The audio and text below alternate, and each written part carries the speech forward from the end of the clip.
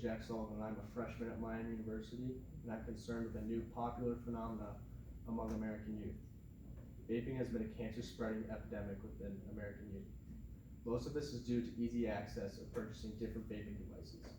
Everybody under the age of 18 knows somebody who is either 18 or 21, depending on the local laws of your area, that can buy a vaping device for a younger person. Age minimums are no longer the cure to substance abuse. Cigarettes were raised to 21, and it did not stop anyone from smoking no matter what their age is. Everyone at Miami who has been to the Brick Street Bar and Grill has smelled the scent of a lit cigarette coming from the patio. Before raising the age, they tried to tax it, prevent people from buying it, and that did not work either. People still smoke, manufacturers are still making money, and people are still dying from smoking. Vaping has the same exact effect on our society. Young people are getting sick and hospitalized, and in the worst cases, some are dying. This is something that can be stopped completely. The CDC, the FDA, university studies, and medical scholars have all concluded that the effects of vaping outweigh the stigma of quitting smoking. Upon researching this project, there's one solution to this problem: ban it. Hi, my name is Alex Harris, and I am a student at Miami University. I am concerned about the future of America concerning the laws of vaping. E-cigarette devices have been a relatively new product on the market and present an alternative to smoking tobacco-related products. The idea of vaping was invented to add smokers in quitting cigarettes and related products by altering the nicotine content within the device. 21st century teens and young adults have developed an abnormal obsession in buying and smoking e-cigarettes to the point where it has become an epidemic. E-cigarettes have been a safe haven for pre-smokers that need liberation from smoking tobacco-related products. The argument has been presented in modern-day society of what restrictions should be placed on vaping devices to suppress the usability of young adults. All e-cigarettes in the US should have an age limit of 18 to buy or utilize to minimize the gateway effect, and because of the data and research behind the statistics of the usage of vaping. I culminated my data from ProQuest, Oxford Academic, Wiley Connections, CSAF, and a couple other journals and articles. Hi, my name is Andrew Lopez. I'm a student at Miami University and a concerned citizen of the US that puts all of his effort and care into what I believe. All tobacco products, especially e-cigarettes, should be legal for anyone over the age of 21. Young adults getting their hands on these eventually cause many health problems, which is why there needs to be government intervention or change. Most smokers start smoking as young adults, so increasing the age limit would decrease the amount of young smokers, making it more difficult for them to get their hands on, causing less disease, death, and healthcare costs. Vaping devices are advertised as healthier and alternative to smoking tobacco. That may be true until we learn what is in them. It still contains substances like nitrosamines, diethylene glycol, and other contaminants. The FDA has stated that these vaping devices are dangerous nicotine delivery systems that are harmful to humans. Upon going through heavy investigations carried out by the FDA, the U.S. Court of Appeals publicly came out and said that e-cigarettes may no longer market themselves as a safer alternative to smoking cigarettes, because there is significant proof of harmful chemicals found in both in cigarettes and e-cigarettes. They may only market themselves as smokeless tobacco products. Legally, they are treated the same as tobacco products. The medical community advises on the side of caution, indicating that very little scientific evidence is available to show, one way or the other, that e-cigarettes are safe to use or that they help smoking cessation processes. No matter what the age limit is, there's still going to be a problem. Young people will still have access to vaping devices. There's not enough evidence to prove that the use of e-cigarettes have any benefit to consumers. The medical community at no point has said anything going along the lines of safe usage of e-cigarettes. In response to the opposing statements and rebuttal, cigarettes have been proven to be a cancer producer, and no law has been enacted to suddenly push new legislation upon cigarettes. Cigarettes have been restricted to the age of 18 for use since the 20th century. Why change it now with a similar product with much less detrimental effects, if at all? The answer to that question is that the young teens of our present day society have been getting their hands on e-cigarettes on a substantial level. Young adults developing addictions is not good, no matter what that addiction may be: video games, smoking, etc. I agree with the statement about e-cigarettes having been known to cause illnesses, but only in few cases, enough to count on my fingers even. Vaping has been applied to the cannabis market worldwide. E-cigarette technology is very convenient in the cannabis industry because it has introduced liquidizing devices that look like pens that people can smoke out of. Weed is synthesized into liquidized THC with all the same side effects that weed produces after smoking it. These e-cigarette weed smoking devices have expanded the cannabis product market and increased the market cap astronomically. In addition to the upsides of the cannabis market, people of the age of 18 have reached the age of maturity where they should be able to make their own responsible decisions whether or not to smoke. According to the European Journal of Personality, in a study comparing maturity and personality of people ages 12, 14 to 15, 16, 18, and 34-year-olds, maturity levels between people aged 18 and 34 were quite similar. This supports my claim by exclaiming that an individual at the age of 18 should be able to make their own adult decisions.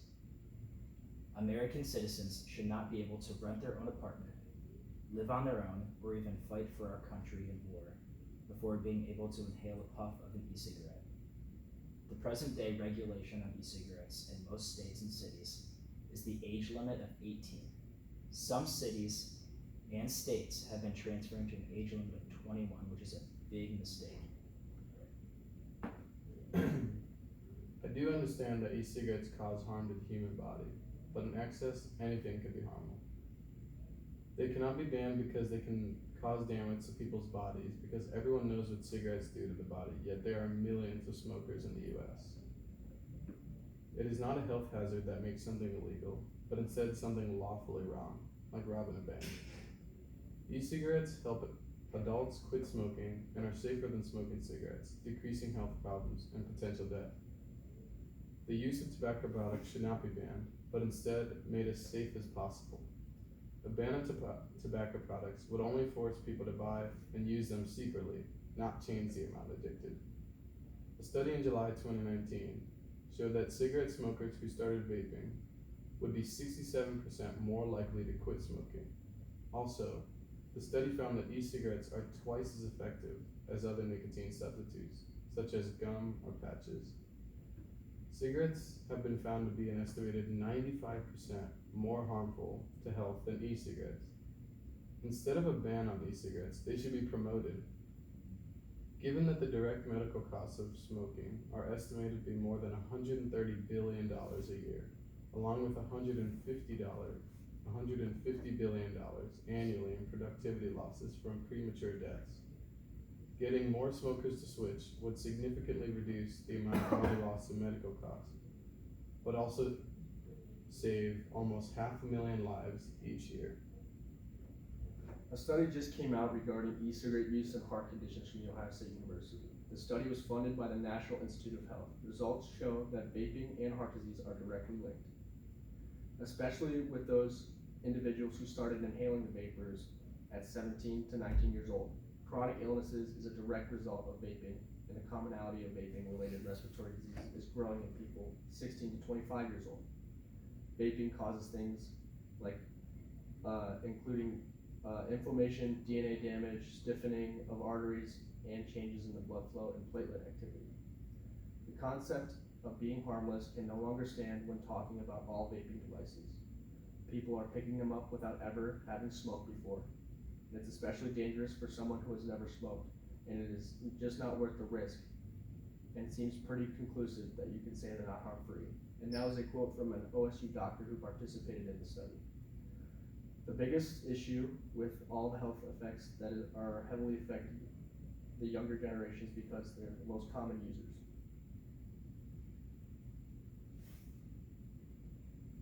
In opposition to Jack, the people who have derived illnesses is probably a combination of vaping that goes badly with other chemicals. Anything overused is not good for an individual. Research against vaping is not extensive or concrete due to the short amount of time e-cigarettes have been on the market. In opposition to Andrew's first rebuttal, e-cigarette legislation can be gauged dependent on the age limit of 18 because studies show that it has become a gateway drug for non-smokers.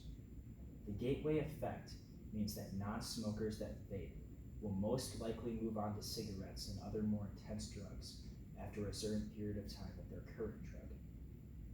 Now nearly 90% of adult smokers start before the age of 18.